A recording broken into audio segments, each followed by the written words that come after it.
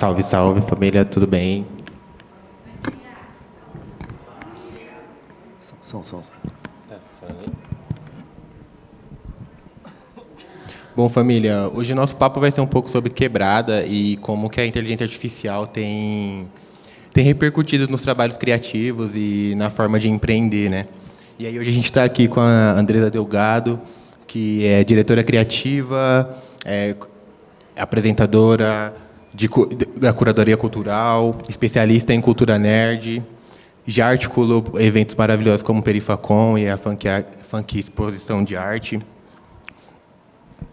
E temos o Vini, que também tem um trampo muito incrível como especialista de comportamento na cultura digital, né, transitando por territórios periféricos e acadêmicos, né. Já trabalhou com grandes marcas também como a Netflix, a Unilever, a MSP Studios, e vai contar para a gente também um pouco de como ele tem feito esse trabalho, né.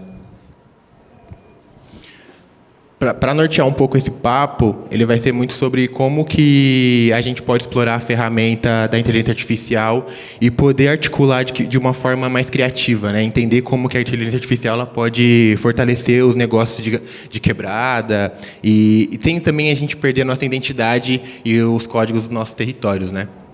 E aí eu queria trocar uma ideia com vocês para saber como que começou esse envolvimento com inteligência artificial e quais foram as primeiras aplicações no trabalho de vocês, assim.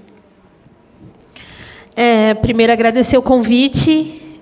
Estou super feliz de estar aqui.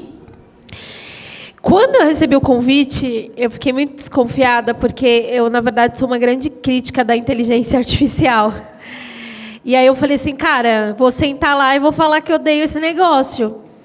Mas eu vou explicar para vocês. E aí, depois eu falei, não, acho que eu tenho ótimos exemplos de como a inteligência artificial tem ajudado, mas acho que, por conta do meu trabalho com a Perifacon, de estar muito perto dos ilustradores e de uma galera que tem tido trabalho atingido pela inteligência artificial, acho que foi a minha primeira sensação. Mas, ao longo da conversa, eu acho que vou trazer bastante exemplos de como a IA tem ajudado, não só no meu trabalho, mas como eu tenho tido contato com outros criativos e outros profissionais de tecnologia que têm usado a inteligência artificial. Eu esqueci a pergunta. Desculpa, gente. Não, a pergunta seria como que meu primeiro contato, né? Isso. Lembrei. Cara, já estava-se toda uma discussão, e o primeiro contato foi principalmente através dessa discussão de que ela acaba... A inteligência artificial ela usa dos trabalhos que já estão feitos, né, para reproduzir. Acho que a ficção ela traz uma falsa sensação, né, de que um dia a tecnologia vai acordar e matar todos os seres humanos. Na verdade, são o algoritmo, a inteligência artificial, elas são reproduções do comportamento humano. Então, quando a gente está lá falando com o ChatGPT, a gente está treinando ele, dando informações para ele. Para que ela possa ser treinada, ela precisa basear em alguns trabalhos. Então, a gente viu várias threads e várias discussões acontecendo, por exemplo, sobre a thread do Estúdio Ghibli, por exemplo, que, na verdade, se estava reproduzindo um traço. E aí foi assim o meu primeiro contato, no meio já do turbilhão e da treta. Hoje, dentro da Perifacon, a gente tem uma cláusula, por exemplo, no Beco dos Artistas, a gente não trabalha com artistas que só faz arte a partir de inteligência artificial. É uma forma de proteção que a gente entende com os outros artistas. Mas, ao longo do tempo, dentro das ferramentas de trabalho, eu acho ela ótima, por exemplo, para a organização de planilhas. Eu amo. Hoje, realmente, é sensacional. Então, acho que para start da conversa, eu acho que para o trabalho dinâmico, de coisas que já estão prontas, e para que você peça para ela organizar, eu acho sensacional. E, ao longo da conversa, eu vou trazer outros ótimos exemplos, principalmente dentro da área tech, onde a gente dialoga na Perifacon com games. Boa. E você, Vini? Bom, boa tarde, pessoal. Primeiramente, agradecer a presença de estar aqui, de estar junto com todos vocês, falando sobre um assunto que é tão relevante hoje em dia, inteligências artificiais. Bom, então eu vou direto para o assunto, para a pergunta.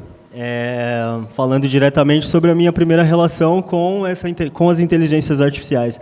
Ela também nasce desse lugar de criticar, né, principalmente de criticar, principalmente de entender a ferramenta, principalmente de olhar ela com o viés de será que ela é realmente potente? Será que ela é realmente capaz de executar isso que está dentro da minha cabeça ou coisas do tipo? Bom, eu trabalho com identidade visual, eu sou diretor de arte, então o meu primeiro contato com a inteligência artificial vem desse lugar de, putz, será que ela é realmente capaz? Total. Saca? Será que, sabe, foi muito nesse lugar de investigar aquilo para tentar, de fato, ter a minha própria concepção, se é benéfico para o meu trabalho, ou com quem eu posso falar a respeito, né, da ferramenta e de que maneira, né?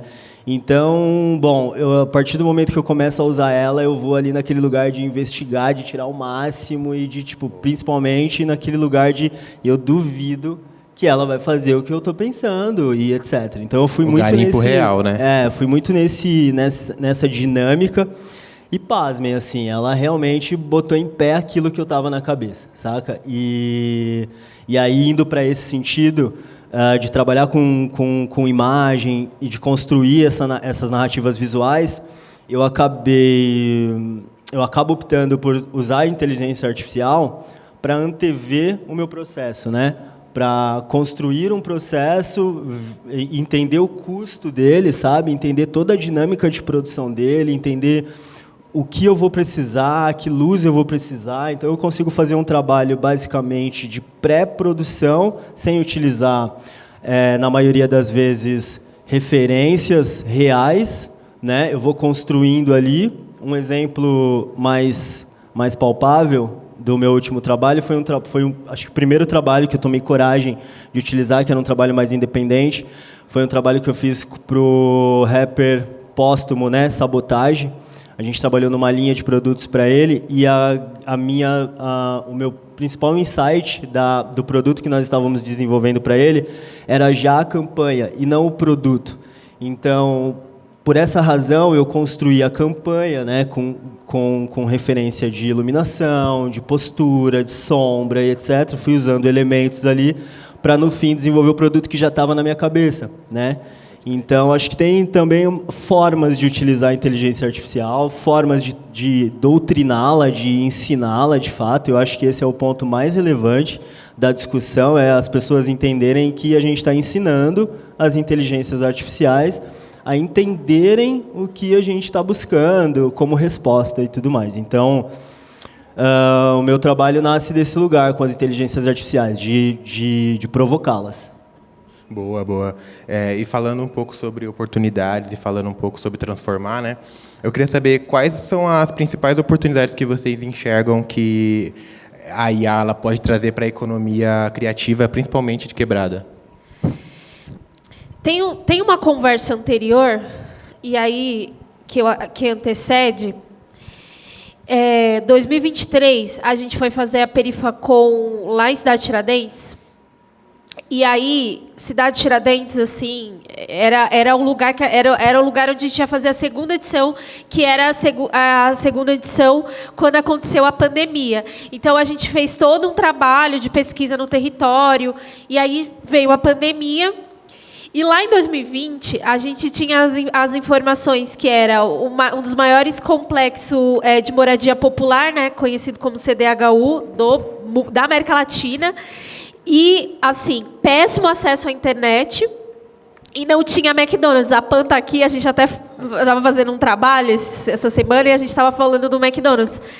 E assim, são as desigualdades dentro da maior metrópole da América Latina, né? E aí, quando eu falo a conversa anterior, é a própria conversa sobre a tecnologia, né? Sempre falo, está se acontecendo uma conversa sobre tecnologia e a gente não está participando dela, e isso é muito preocupante.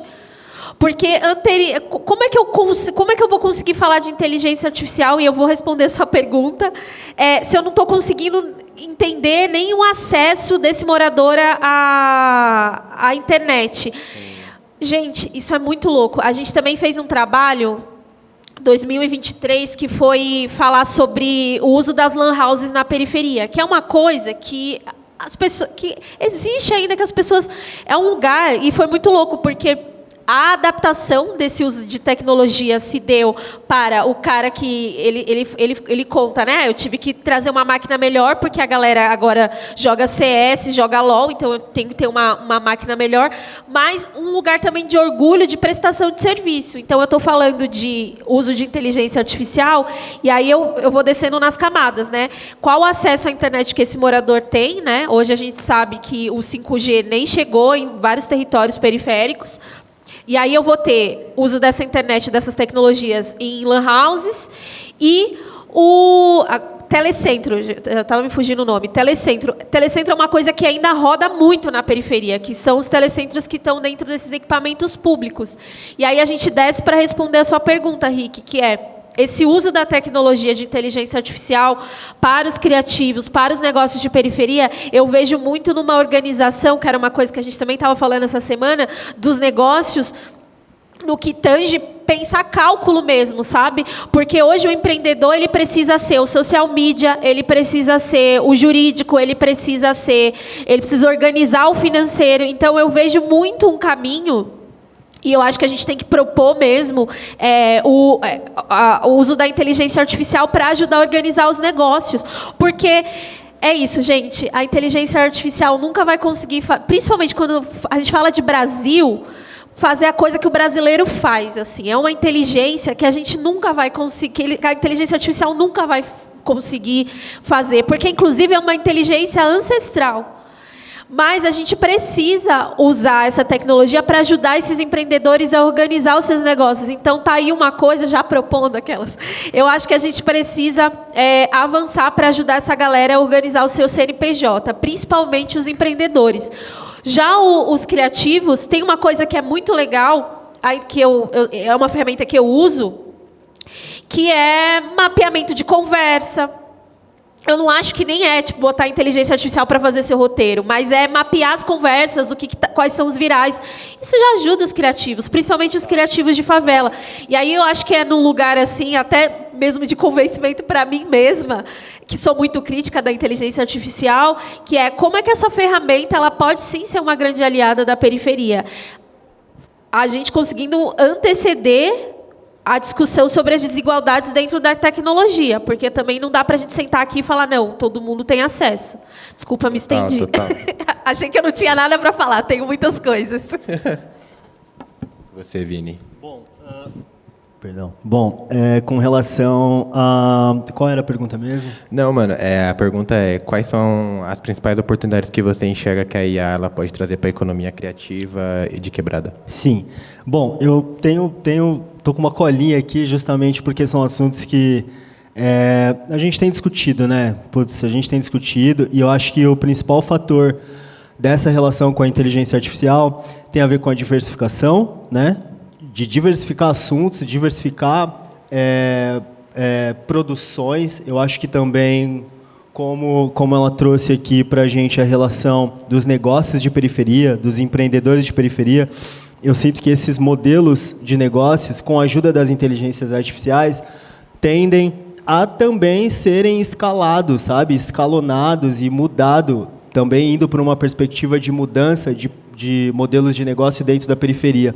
Então, eu sinto realmente que as inteligências artificiais podem exercer um papel nesse sentido, de inovação, de encontrar soluções para a periferia, com a cara da periferia, saca? Que é principal, assim, é primordial nesse sentido. Eu acho que o nosso levante, o nosso fenômeno, com o nosso impacto com a inteligência artificial no Brasil, tem total a cara das periferias, tem total a cara da favela, e eu acho que isso é a identidade da parada, assim, sabe? Então, quando hoje eu dou um rolê na minha periferia, nas periferias, a gente encontra os mesmos, um padrão de negócio, um padrão de empreendedor.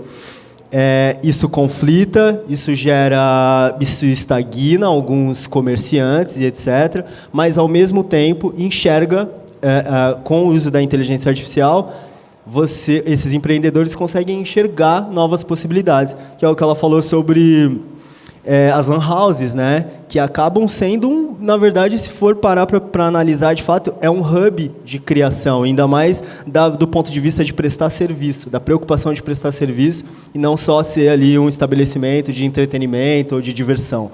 Então, realmente, quando eu olho para as inteligências artificiais numa praça na periferia, sabe assim, eu vejo que é uma explosão de novidades que pode acontecer. Claro que tem o medo disso, a gente vai falar um pouco disso também, dessas inseguranças, mas é potência para a periferia, é potência, e principalmente quando a periferia está ali, né, investigando, questionando, buscando dados, buscando informação, número, né, ajudando, ou seja, nesses recursos que eu chamo de...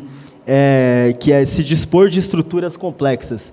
Saca? Eu acho que a periferia ela tem essa ausência de estruturas completas, né?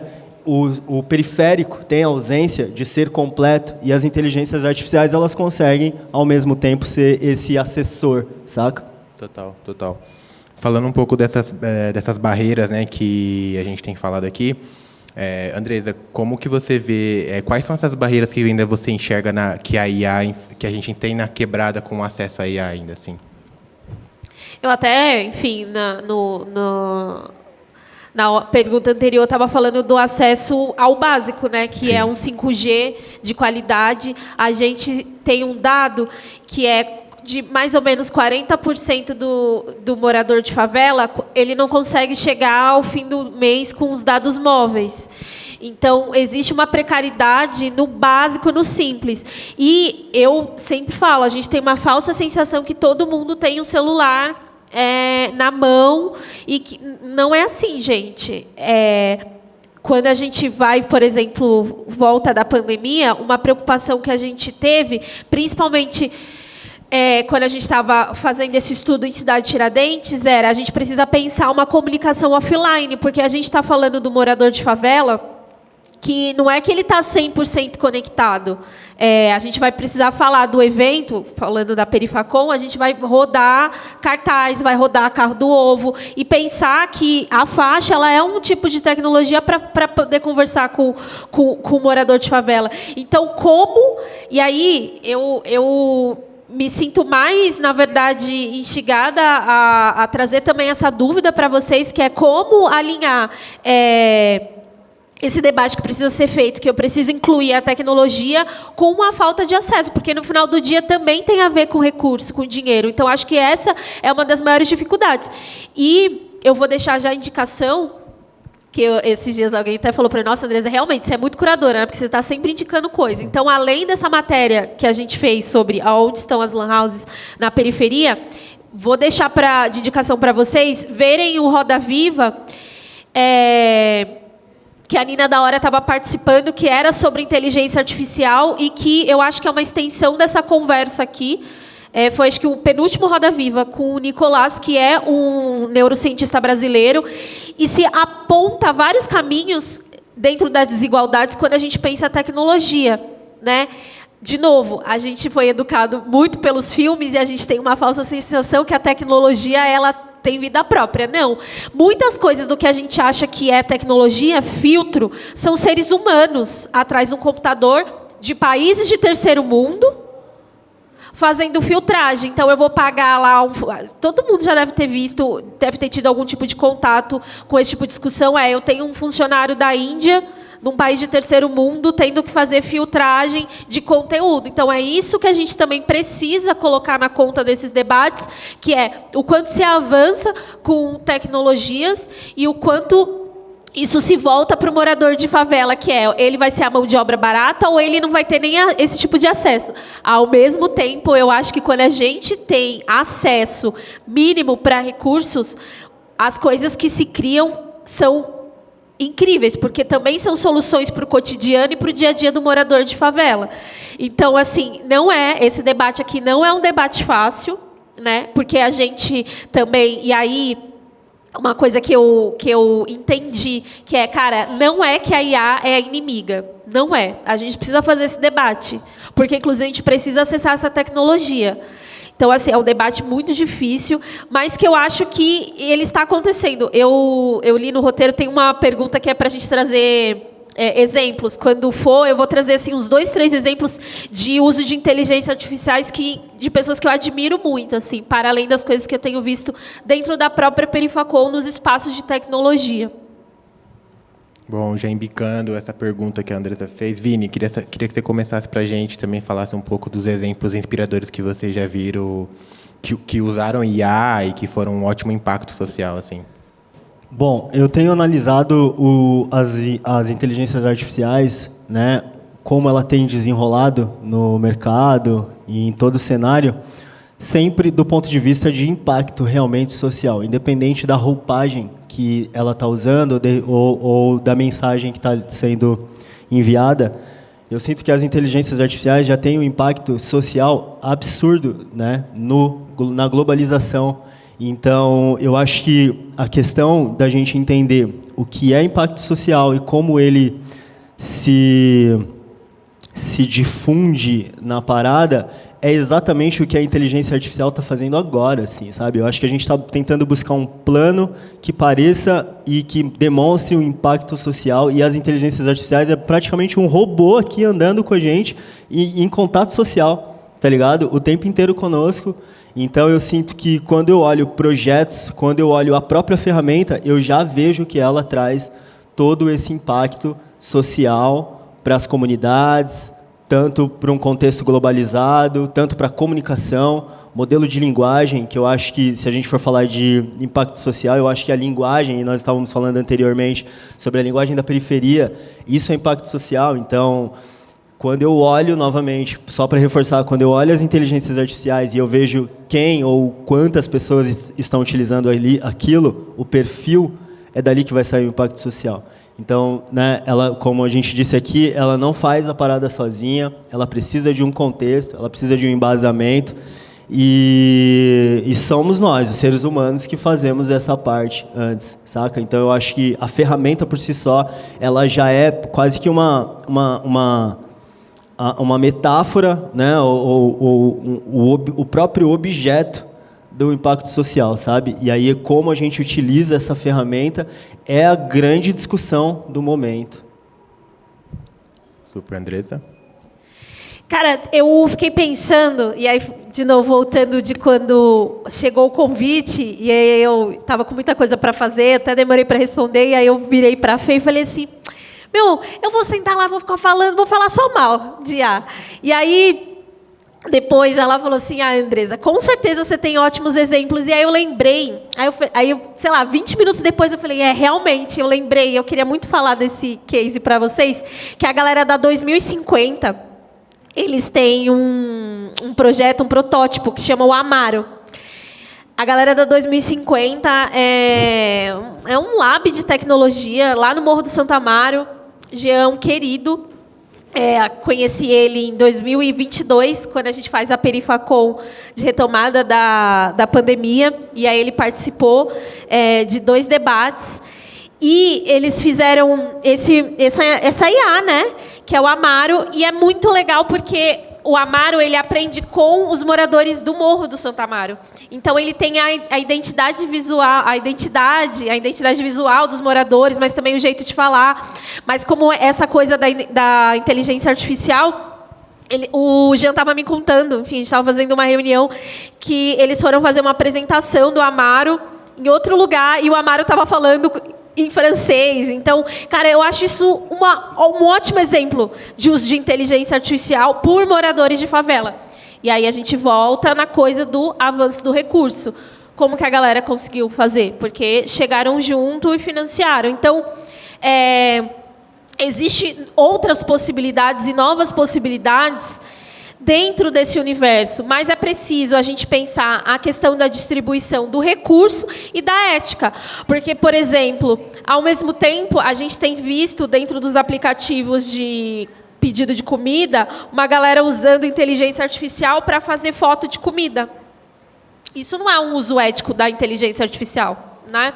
Então, é preciso avançar nesses debates éticos e de uso. Tá tudo bem, gente, é uma nova tecnologia.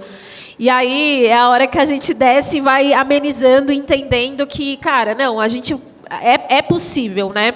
Outro exemplo muito legal foi lá no Museu das Favelas, um curso para mulheres empreendedoras que o Meta ofereceu, que também perpassa dentro do programa o uso da inteligência artificial nos negócios, cara. Imagina um empreendedor que precisa fazer o cálculo, os custos, planear um monte de coisa.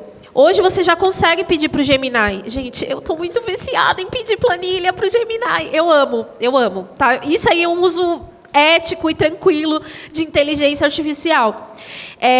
Então, cara, é isso, porque é um empreendedor que precisa ser social media, que precisa, enfim, para se pensar esse capital de giro, eu não tenho dinheiro para contratar esse tanto de funcionário. Então, é um uso que você pode... Que é isso que essas mulheres empreendedoras estão aprendendo nesse curso. Então, acho que são 2 exemplos que eu gosto muito, né? E que não são substituições da mão de obra, que é uma grande preocupação. É uma grande preocupação mesmo. E que, no final do dia, eu sempre fico pensando, né? Não dá para substituir uma ideia, que é quando eu sento aqui e falo, cara...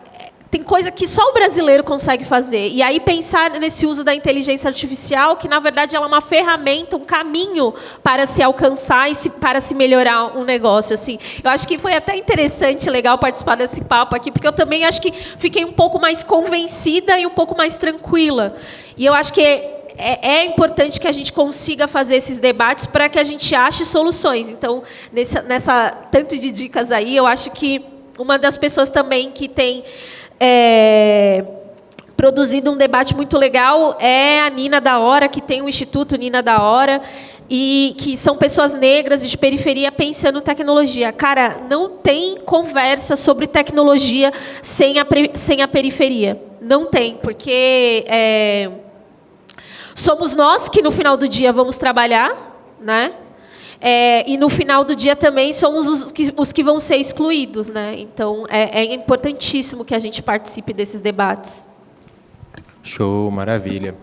Pô, falando um pouco desses exemplos e tal, eu fiquei pensando aqui também, como que a gente pode pensar em capacitar mais as pessoas de quebrada para usar a inteligência artificial no dia a dia, né? A Andressa deu exemplos de planilha, entre outras coisas também para ajudar no fortalecimento criativo de roteiro e identidade visual, né?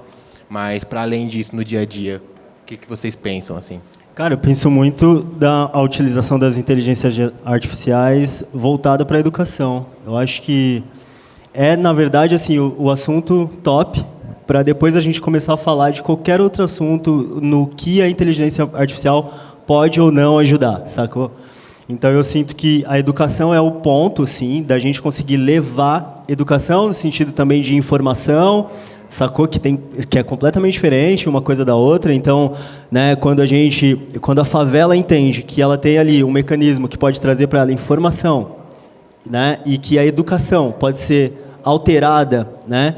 Então, eu acho que quando a gente fala de periferia, quando a gente fala de favela e inteligência artificial nesse lugar de encorajar as pessoas e de difundir a tecnologia, né, na cultura, para mim é sobre educação, é sobre uma fala de instrução, é sobre manter essa conversa de informação, principalmente.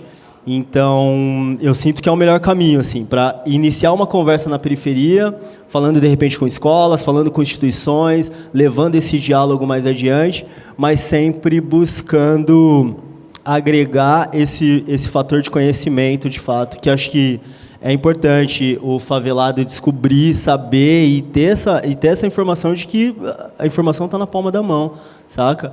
E isso é potente, saca? Isso é potente. Eu acho que a gente, como favelado, como periférico, está sempre num lugar de estar preparado ou ir se preparando, buscar o preparo, estar preparado. E as inteligências artificiais, elas também estão ajudando nesse sentido, assim, né? No lugar de você usar isso de forma inteligente, e não inteligente de ser esperto, né? Inteligente de smart, de você entender que são dispositivos à sua volta, tá ligado? E a periferia sabe disso, o favelado sabe disso, o favelado cresce com determinadas tecnologias, dominando tecnologias, né? A favela cresce dominando tecnologias. A gente vê isso com os computadores, a gente vê isso de fato com algumas tecnologias, o acesso aos celulares realmente, embora acabe tendo aí um gap na relação de custo, né? Mas, em todo caso, a favela domina as tecnologias e eu sinto que as inteligências artificiais podem entrar nesse contexto para educar, para informar como top, tá ligado? E aí, daí em diante, vir escorrendo como outros fatores de produção. Eu acho que um caminho é a educação. Acho que a gente precisa, e aí eu sempre falo, né? A gente precisa entender que é o introdutório mesmo. Então, eu acho que um ótimo caminho é pensar trilhas, né? Cursos e oficinas de como usar a inteligência artificial. Eu acho que esse é um ótimo caminho para que a gente consiga introduzir mesmo as pessoas dentro desse universo. Pô, que maravilha, gente. E se vocês pudessem resumir em uma frase, qual que é o papel que a IA tem na construção da favela, qual que seria, Andresa? Acho que eu ainda vou precisar de um tempo para responder essa pergunta, porque eu ainda me sinto muito provocada nesse debate, porque ele ainda é muito inovador, ele é muito novo ainda, né? E ainda a gente não conseguiu entender a capilaridade dele dentro das favelas. Eu acho que ainda temos poucos exemplos, ainda mais pela falta de olhar para esses territórios periféricos como grandes potências. Eu fui falando e eu lembrei que, ano passado, a OpenAI... Desculpa, gente. A OpenAI fez uma parceria com moradores de Heliópolis para uso do recurso, para oficina e uso do recurso, para resolver problemas dentro do território, de pesquisa mesmo. Então, acho que eu entendo que o futuro, eu não consigo resumir, mas acho que o futuro seja pensar funcionalidades tecnológicas para fortalecer os moradores de favela. Porque a gente ainda está falando de muita ausência, né? A gente está falando de muita ausência. Então, acho que o caminho é pensar a educação, ao mesmo tempo empregabilidade. Porque, de novo, eu insisto nessa coisa de que quando a gente tem acesso, coisas como o Amaro, lá no Morro do Santo Amaro, uma inteligência artificial de favela, feita por moradores de favela, e que não tem outra roupagem. É um morador de favela que fala como os moradores, e é incrível ver a interação. Fica, inclusive, o convite para vocês conhecerem lá na página da 2050. Bom, eu sinto que as inteligências artificiais são uma ponte para a criatividade no Brasil. Eu acho que o Brasil é rico em criatividade. A gente tem alguns cases que mostram isso, que apresentam isso.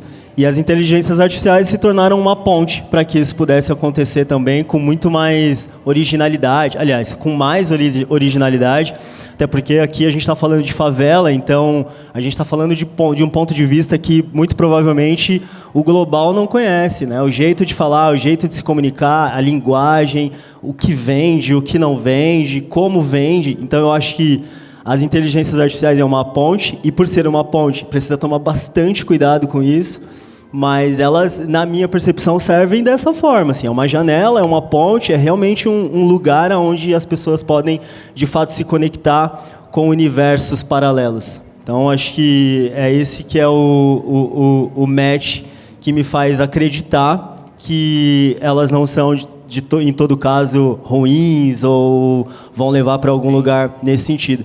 Eu acho que tem muito mais a ver com conexões, tem muito mais a ver com ponte e com identidade mesmo do Brasil e de outros países subdesenvolvidos e de terceiro mundo. Pô, maravilha, maravilha. Gente, aprendo muito com vocês trocando esse papo. A gente está caminhando para o final. Esse papo a gente continua ele nas redes sociais, até porque é um papo ainda muito denso, que ainda a gente precisa aprimorar ainda muita coisa, entender muita coisa, como eles trouxeram aqui. Mas a IA também não é só sobre tendência, é também sobre visão, é também sobre corpos que estão ali vivendo essa parada no dia a dia. Foi uma honra estar aqui com vocês, falando com vocês. Muito obrigado e até a próxima, gente. Obrigado, gente. Obrigada, gente.